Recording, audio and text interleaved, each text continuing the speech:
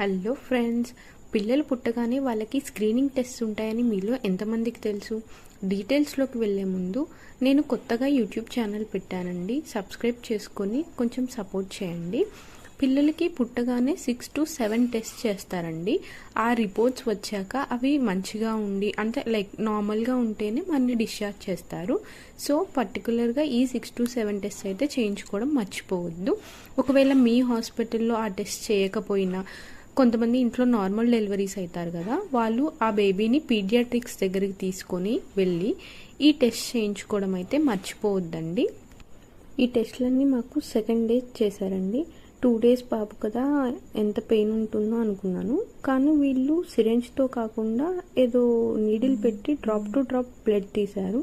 So చాలా తక్కువ pain ఉంది. వాడు అసలు ఏడవలేదు. 24 hours లోపు వేయించే వ్యాక్సిన్ కూడా ఉంటుంది, వేయించడం మర్చిపోవద్దు. Boy friends.